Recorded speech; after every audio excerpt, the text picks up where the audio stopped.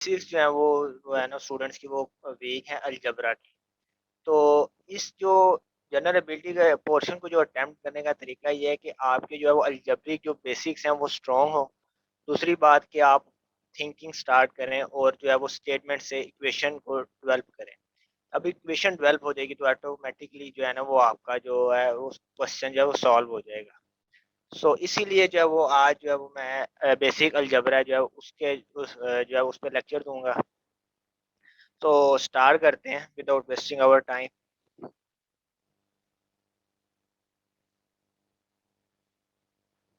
Basic algebra में जो है वो डिफरेंट टाइप्स की जो आपने इक्वेशन पढ़ी होंगी, लीनियर इक्वेशन, क्वाड्रेटिक इक्वेशंस और क्यूबिक इक्वेशंस।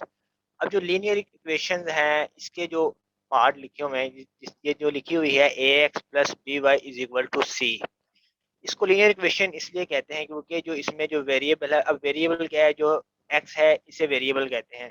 वेरिएबल वो होता है जिसकी वैल्यू चेंज हो सके, यानी कि एक्स की समटाइम्स आप इक्वेशन सोल्व करते हैं तो एक्स की वैल्यू कुछ आती है और बाज़ औक़ात कुछ आती है।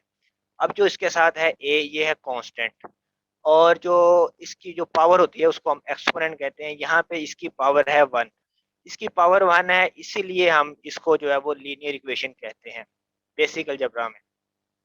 सिमिलरली ये जो दूसरा है इसमें ये y है, ये भी वेरिएबल है, और वेरिएबल इसमें भी जो है वो वेरिएबल की पावर वन है, और जो b है इसके साथ ये b ये भी कांस्टेंट है। Similarly c the single constant. So for example अब जो है वो इसकी दूसरी फॉर्म जो लिखी हुई है वो 2x plus 3y is equal to 5। जो 3 है ये भी कांस्टेंट है, 2 भी कांस्टेंट है और ये 5 भी कांस्टेंट है।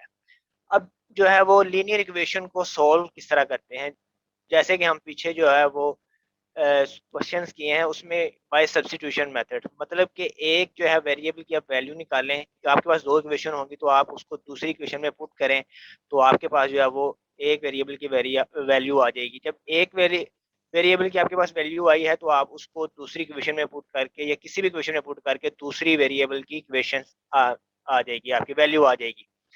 अब जो है इसका ये रूल है कि जितने अननाउंस हों उतनी ही आपके पास अलजेब्रिक इक्वेशन होनी चाहिए। फॉर एग्जांपल अगर आपके पास दो अननोन है जैसे एक्स और वाई, इन दोनों को फाइंड करने के लिए आपके पास दो ही अलजेब्रिक इक्वेशन होनी चाहिए लीनियर, ताकि आप उसको एक्स और वाई की उसकी वैल्यू फाइंड कर सकें। सो आई होप यहाँ तक क्लियर होगा। अब जो है आगे आती हैं क्वाड्रेटिक इक्वेशन। इनको क्वाड्रेटिक इक्वेशन क्यों कहते हैं, या algebraic equation with degree second. इसमें यह है कि इसमें जो x की पावर होती है वो टू होती है, वन नहीं होती, वन होती है लीनियर इक्वेशन में, इसमें जो है वो टू होती है।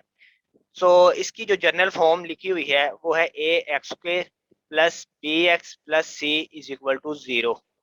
अब जो है इसमें ए कांस्टेंट है, x वैसे ही जैसे ऊपर x है ये भी वेरिएबल है, लेकिन इसकी पावर टू है, इसकी वजह से इसको क्वाड्रेटिक इक्वेशन कहते हैं।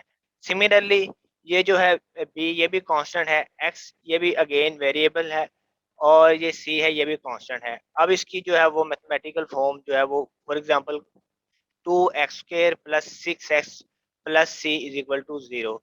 हेयर जो है a is equal to two, b is equal to six and c is equal to also six.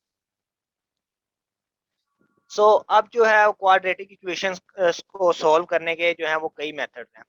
पहला है कि जो क्वाड्रेटिक फार्मूला, दूसरा कंप्लीटिंग स्क्वायर है, तीसरी फैक्टराइजेशन है। ये आप, मेरा ख्याल है कि आप ये 9th-10th में इनको आपने पढ़ा होगा। क्वाड्रेटिक फार्मूला जो है वो उसका वो होता है x1 is equal to minus b plus minus under root b square minus 4ac over c. अब कंप्लीटिंग स्क्वायर ये भी एक मेथड है, इसके जरिए भी हम क्वाड्रेटिक इक्वेशंस को सॉल्व करेंगे बाय फैक्टराइजेशन मेथड। अब फैक्टराइजेशन में आप जो है वो फैक्टर बनते हैं, तो वो भी आगे जो है इसकी एग्जांपल सॉल्व करेंगे तो वहाँ पे जो आपको पता लग क्लियर हो जाएगा कि फैक्टराइजेशन क्या होती है। सिमिलरली अगर x की वैल्यू 3 होगी तो उसे क्यूबिक इक्वेशंस कहते हैं। मेरा ख्याल है कि यहाँ तक जो है वो आपको क्लियर हो गया होगा। अब जो है अलजबरा में एक और बात, इसमें कुछ ऑपरेशंस होते हैं। फॉर एग्जांपल अगर आपके पास दो वेरिएबल आगे हैं और वो उनके साइन प्लस प्लस हैं तो वो साइन जो है वो प्लस होगा, मतलब कि अगर प्लस टू एक्स है तो वो प्लस 4x होगा। उस पे उनको हम फिर ऐड करेंगे, उन पे जो ऑपरेशन लगेगा वो एडिशन का होगा।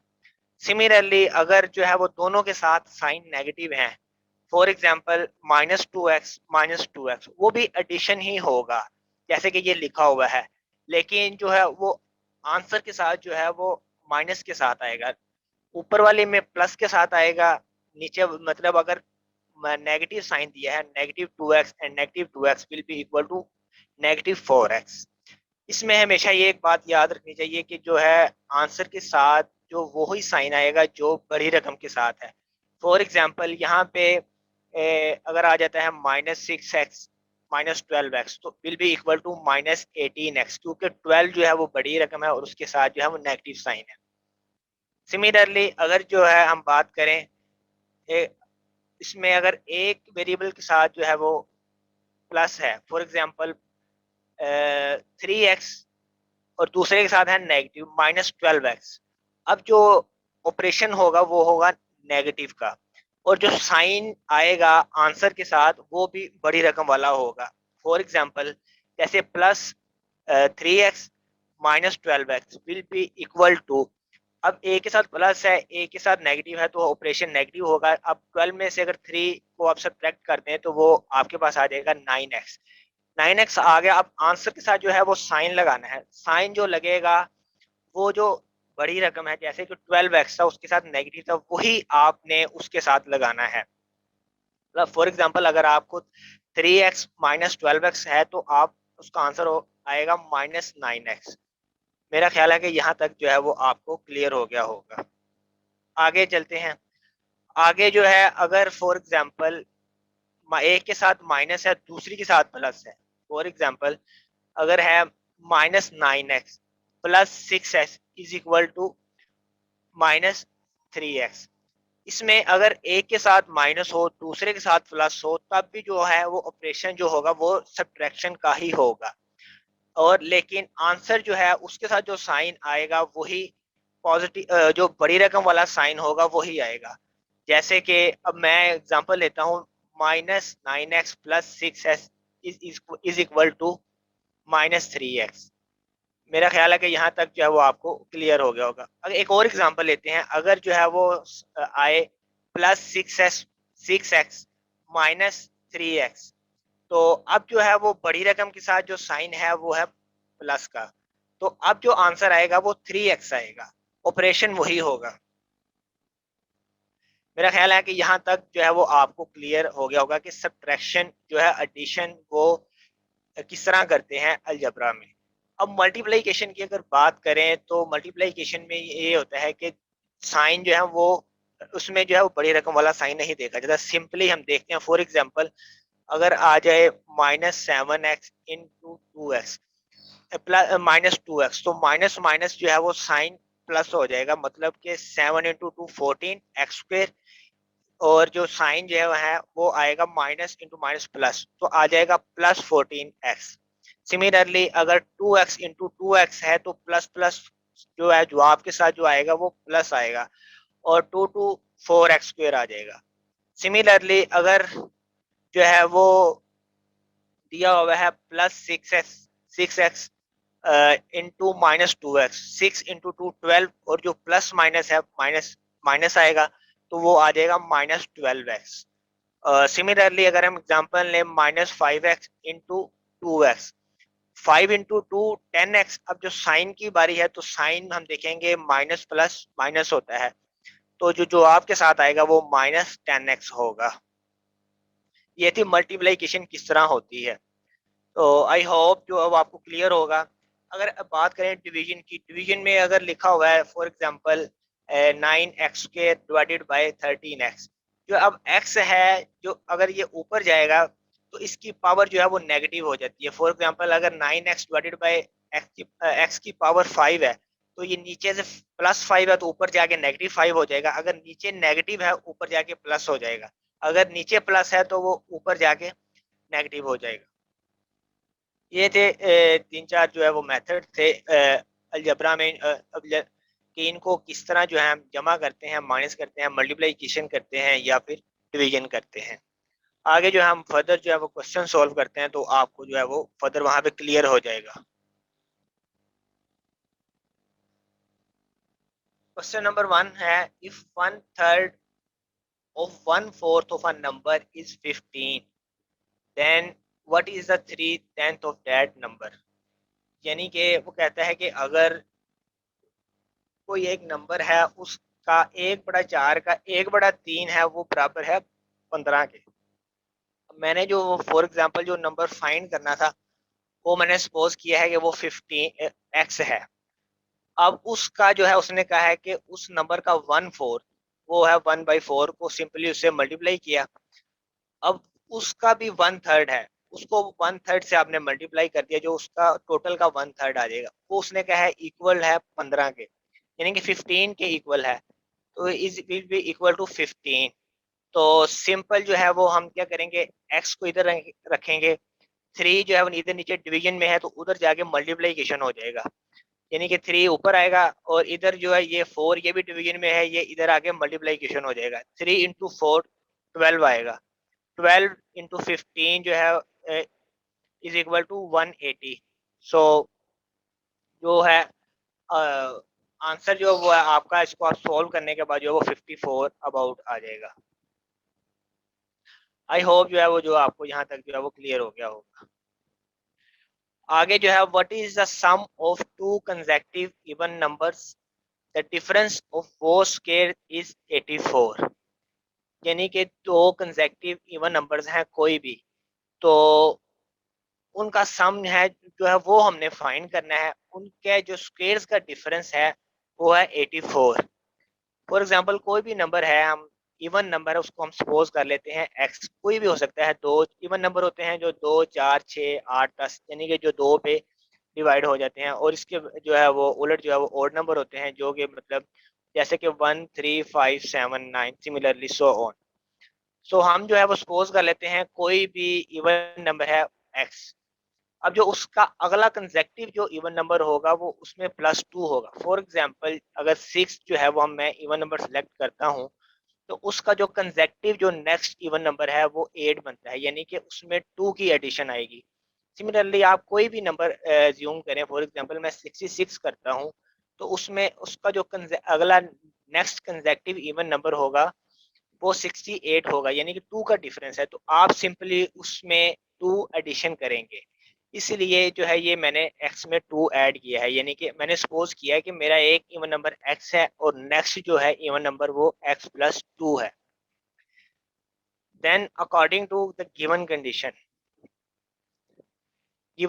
के मुताबिक जो है वो उनके स्क्वायर का डिफरेंस, अब मैं x+2 का स्क्वायर लेता हूँ, x+2 का होल स्क्वायर ये है, और ये माइनस, यानी कि डिफरेंस, डिफरेंस माइनस को कहते हैं या सब्सट्रैक्शन को कहते हैं, माइनस एक्स स्क्वायर, यानी कि इन अब ये फर्स्ट टर्म का स्क्वायर माइनस सेकंड टर्म का square will be equal to 84, जो कि आपको क्वेश्चन में गिवन है।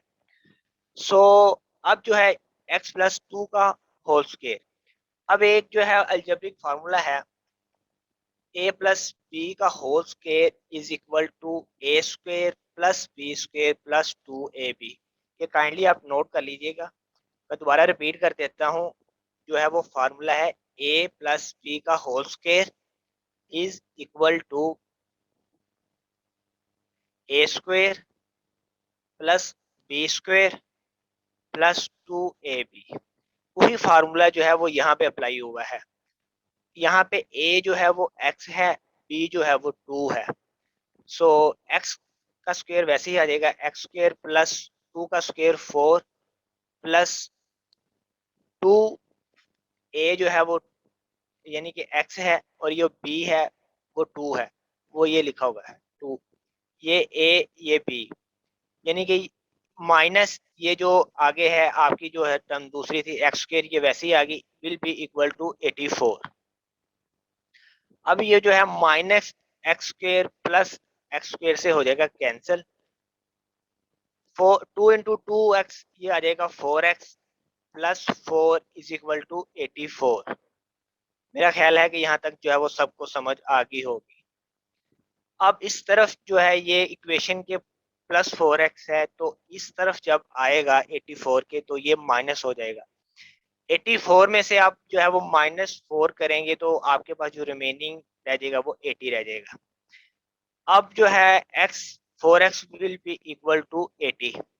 अब 4 जो है x के साथ मल्टीप्लाई हो रहा है, इधर 80 के नीचे आके डिवाइड हो जाएगा। जब 80 को मैं 4 से डिवाइड करूंगा जो आंसर आएगा वो 20 आ जाएगा। यानी कि मेरे पास एक जो है इवन नंबर है वो 20 है।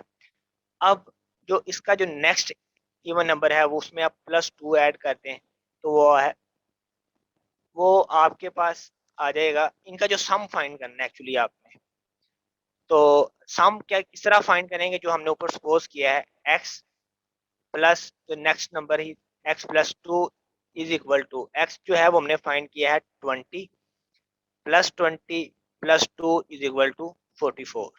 ठीक है, हमें जो है वो इन दोनों का सम चाहिए था कंसेक्टिव जो है इवन नंबर्स को। What is the sum of two consecutive even numbers, इसीलिए जो हमने x+2 किया है। आई होप कि यहाँ तक जो है वो सबको क्लियर हो गया होगा। एक दफ़ा मैं फिर बता देता हूँ, यहाँ पे जो है a+b का होल स्क्वायर वाला फार्मूला लगा है, that is a+b whole square is equal to a square plus b square. ये 4 2 का स्क्वायर होता है, 2 का स्क्वायर जो है वो 4 होता है, +2 इंटू ए इंटू बी। ये a+b का होल स्क्वायर का फार्मूला लगा है यहाँ पे। ये -x स्क्वायर वैसे ही आ जाएगा। आगे जो फर्दर जो है वो आपने जब इक्वेशन लगा के इक्वेशन को जो है वो फर्दर सॉल्व करना है। आई होप कि यहाँ तक जो है वो सबको क्लियर हो गया होगा। चलते हैं अगले क्वेश्चन की तरफ। इसमें कहता है कि find a positive number which when increased by 17 is equal to 60 times reciprocal of the that number। यानी कि आपने जो है वो पॉजिटिव नंबर फाइंड करना है जिसको हम 17 टाइम इंक्रीज करें। ये 17% इंक्रीज नहीं हो रहा, सिर्फ 17 टाइम इंक्रीज हो रहा है। तो आपने यहाँ पे जो है वो खुसूसी ख्याल रखना है कि वो परसेंटेज में इंक्रीज कर रहा है या सिर्फ 17 नंबर से इंक्रीज कर रहा है। हेयर जो है वो इस क्वेश्चन में एज पर सिर्फ 17 से इंक्रीज किया है। Is equal to 60 times the reciprocal. Reciprocal जो है उसको कहते हैं उलट। जैसे कि कोई भी एक फॉर एग्जांपल 5 है तो उसका रेसिप्रोकल होगा 1/5। अगर कोई भी वेरिएबल है, फॉर एग्जांपल y वेरिएबल है, तो उसका रेसिप्रोकल होगा 1/y। रेसिप्रोकल वो होता है कि आप उसको जो है वो उसको रेसिप्रोकल से मल्टीप्लाई करें तो जो आंसर आएगा वो 1 आएगा। जिस तरह 4x इंटू 1/x जो है वो x से कैंसिल हो जाएगा तो आंसर 1 आएगा। मेरा ख्याल है कि आपको रेसिप्रोकल की भी समझ आ गई होगी। तो चलते हैं क्वेश्चन की तरफ। फॉर एग्जांपल जो है हम सपोज कर लेते हैं जो हमने नंबर फाइंड करना है वो है x। According to given condition के जो है पॉजिटिव नंबर को अगर हम 17 इंक्रीज करें तो उसमें जो हम +17 ऐड कर देंगे, that will be equal to is equal to 16 times the reciprocal of that number. 16 times into reciprocal of 1/x। x जो है वो हमने सपोज किया था तो इसका रेसिप्रोकल होगा 1/x।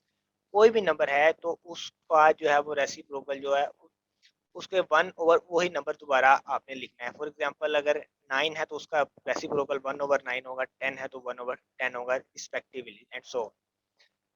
अब इसमें क्या किया है, ये जो नीचे x है ये डिवाइड हो रहा था, इधर आके जो है वो मल्टीप्लाई होगा। ये बन जाएगा x इंटू एक्स। अगर दो वेरिएबल सेम आ जाएं तो उनकी जो पावर्स हैं वो ऐड हो जाती हैं। इस तरह इसकी पावर 1 है, ये x जब इस तरफ आएगा इसके साथ उसकी पावर भी 1 होगी, तो 1 + 1 जो है वो 2 हो जाएगा। इसकी वजह से जो है ये x स्क्वायर बनेगा। ये x जो है इसके साथ भी 17 के साथ भी आगे मल्टीप्लाई होगा तो 17x बन जाएगा। माइनस जो 60 कहाँ से है, ये जो 60 जहाँ पे अकेला रह जाएगा, 60 टाइम्स 1 जो है वो 60 आएगा। इधर ये +60 है, इक्वेशन के इस साइड पे आएगा तो ये -60 हो जाएगा। सो यहाँ तक जो है वो आप सबको समझ आ गई होगी। x + 17 is equal to 60 into 1/x, यानी कि ये सिंपल 60/x भी हम इसको कह सकते हैं। वो जो आपको एक्सप्लेन करने के लिए 1/x लिखा होगा, वैसे आप 60/x भी इसको लिख सकते हैं। अब जो है जो x है नीचे, ये इस तरफ आके मल्टीप्लाई होगा तो x इंटू एक्स। अब जो है सेम वेरिएबल है तो इनकी पावर्स ऐड हो जाएगी। अगर यहाँ पे एक्स स्क्र भी होता तो यहाँ पे फिर एक्स क्यूब आ जाना था, एक्स इंटू एक्स स्क्र जो है वो एक्स क्यूब बन जाना था, या x4 होता तो रिस्पेक्टिवली x5 बन जाना था। लेकिन यहाँ पे x है तो जब x के साथ जाके मल्टीप्लाई होगा तो एक्स स्क्र आ जाएगा। अब ये जो x है ये होल टर्म के साथ मल्टीप्लाई होगा, ये दो टर्म्स हैं, एक x है एक 17 है, तो 17x आ जाएगा। जो 60 है ये इस तरफ प्लस था, ये इस तरफ आके नेगेटिव हो जाएगा, that will be equal to 0।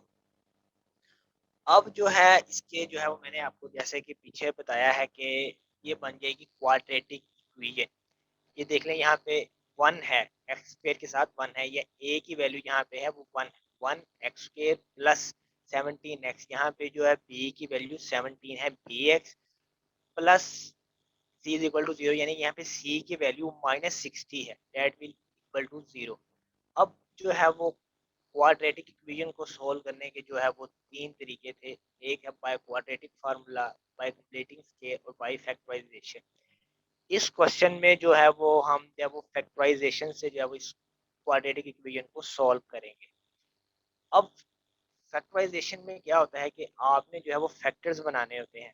अब जो फैक्टर्स बनाने हैं उसमें बड़ा ध्यान रखना पड़ता है। अब जो है दो फैक्टर्स ऐसे ढूंढने हैं जिनको आपने मल्टीप्लाई करना है। मल्टीप्लाई करने से जो आंसर आए वो जो है इस टर्म के इक्वल हो, इस टर्म के इक्वल हो। अब जो है दो, मैंने कहा कि दो फैक्टर्स आपने जो है वो फाइंड करने हैं जिनको मल्टीप्लाई करें तो आंसर ये आए। अब उन्हीं फैक्टर्स पे जो है आपने सब्ट्रैक्शन या एडिशन भी करनी है। तो सब्ट्रैक्ट करें या एडिशन करें तो आंसर जो है वो 17, यानी कि ये वाली वैल्यू आए आपके पास, बी की वैल्यू आए। तो अब आपको किस तरह पता चलेगा कि हमें आया कि सब्ट्रैक्ट करना है या एडिशन करनी है? तो ये जो साइन है ये आपको बताएगा कि सब्ट्रैक्ट करना है या एडिशन करनी है, ये वाला साइन, जो जो कांस्टेंट के साथ साइन है। और जो बड़ी रकम के साथ जो साइन आएगा वो बताएगा ये वाला साइन, कि आपने बड़ी रकम वाली के साथ कौन सा साइन रखना है। तो आगे चलते हैं। फॉर एग्जांपल जो मैंने फैक्टर बनाए हैं इसी क्वेश्चन में वो है 20 × 3, यानी कि आप 20 को 3 से जब मल्टीप्लाई करें तो आंसर 60 आता है। अब ये साइन बताता है कि आपने सब्ट्रैक्शन करनी है। सब्ट्रैक्शन करनी है, 20 में से आप 3 कर दें तो 17 आ जाएगा, 20 में से 3 गए तो 17 आ जाएगा। अब जो साइन है ये वाला साइन बताता है कि बड़ी के साथ कौन सा साइन आएगा। अब 20 × 3 तो आपको पता लग गया। अब माइनस साइन आपने 20 के साथ लगाना है या प्लस साइन लगाना है, या 3 के साथ माइनस साइन लगाना है या प्लस लगाना है, तो वो ये वाला साइन बताएगा। अब यहाँ पे 17 के साथ प्लस है, यानी कि साइन हमें चाहिए प्लस। तो आपको पता है कि जवाब के साथ जो हमेशा साइन आता है वो बड़ी रकम वाला साइन होता है। तो आपने सिंपली जो है वो बड़ी प्लस जो है वो बड़ी रकम के साथ लगा देना है, जहाँ पे जो बड़ी रकम जो है वो 20x है और -3x। सिमिलरली इसका जो आपके पास जो आएगा वो 17x आएगा। ये वही ऑपरेशंस हैं जो मैंने आपको शुरू में बताए हैं कि प्लस माइनस करेंगे तो वो माइनस होगा, जो वो ऑपरेशन जो है वो माइनस होगा, लेकिन जवाब के साथ जो साइन आएगा वो हमेशा बड़ी रकम वाला साइन होगा, जो कि हमारे क्वेश्चन के मुताबिक प्लस है। तो अब आगे क्या करना है? आगे जो है अब ये दो टर्म हमने ले लेनी है अलहदा से और ये दो टर्म ले लेनी है अलहदा से। अब इन दो टर्म में जो है वो x कॉमन आ जाएगा, क्योंकि ये x स्क्वायर है, इसके साथ ये 2 है, मतलब x into x plus 20x। एक x इसमें से कॉमन आ गया तो यहाँ पे रह जाएगा x। तो इस 20x से x कॉमन रह जाए आ गया तो यहाँ पे सिर्फ सिंपल 20 रह जाएगा, x इंटू एक्स प्लस 20। अब ये वाली दो टर्म थी, इसमें से मैंने जो है वो -3 कॉमन निकाला है। अब इसमें से -3 जब कॉमन आएगा तो ये सिंपली जो अंदर है वो x रह जाएगा अब इस माइनस की वजह से ये जो है वो साइन जो है वो चेंज हो जाएगा। ये साइन चेंज होगा तो यहाँ पे रह जाएगा 20। अगर सिंपली आप इसको मल्टीप्लाई करेंगे अंदर तो ये फिर दोबारा यही जो है वो टर्म बनेगी, -3 × x -3x -3 × 20, यानी कि 20 को आप सिंपली 3 से मल्टीप्लाई करेंगे तो आंसर आएगा 60 प्लस माइनस माइनस जो आंसर के साथ -60 आ जाएगा। तो अब जो है इस टोटल में से आप x प्लस 20 को कॉमन निकाल लें तो बाकी जो रह जाएगा x प्लस 20 यहाँ पे आ गया, बाकी रह जाएगा x माइनस 3, वो एक टर्म बन जाएगी x माइनस 3 की, that will be equal to 0। तो अब जो है हमें उसने कहा है कि इसको इक्वल के x plus 20 is equal to 0 इसको अलहदा कर लें, x minus 3 is equal to 0 इसको अलहदा कर लें।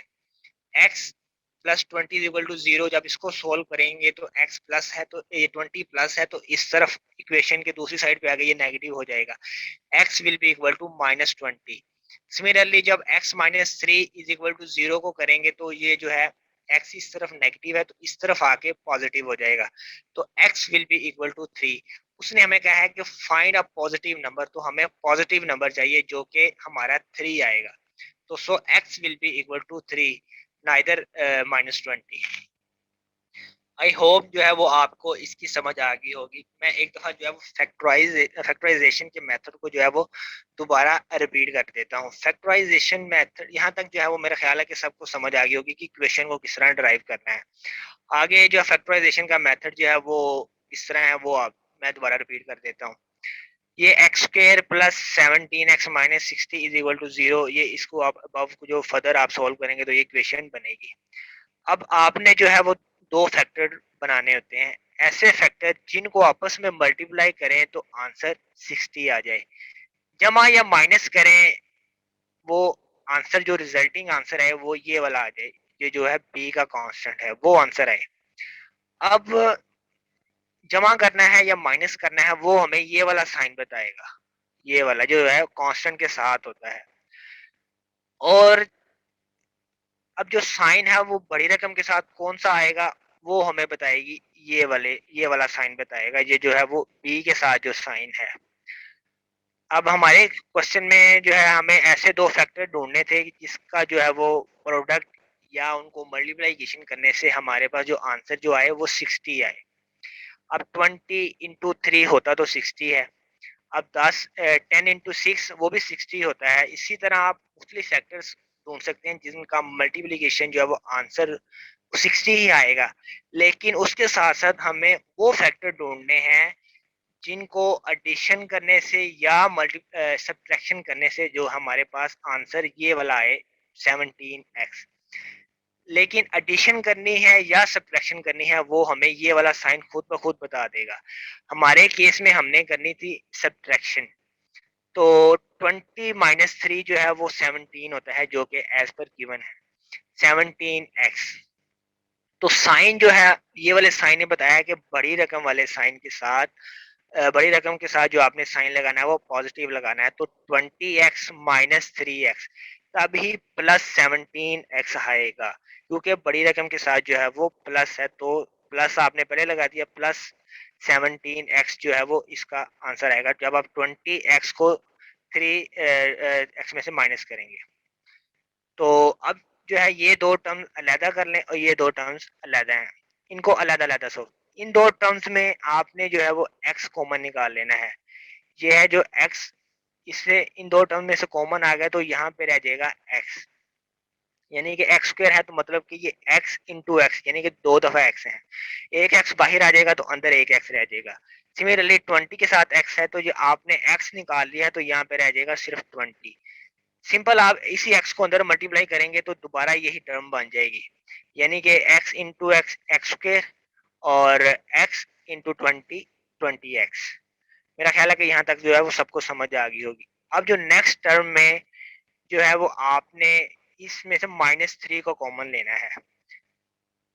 -3 को आप कॉमन लेंगे तो यहाँ पे जो है वो सिर्फ x रह जाएगा, इस माइनस की वजह से जो अंदर वाला साइन है वो चेंज हो जाएगा, तो अगर वो साइन चेंज हो गया है तो वो बन जाएगा प्लस, अब 3 × 20 आप सिंपली 60 को 3 से डिवाइड करें तो वो 20 आंसर आएगा।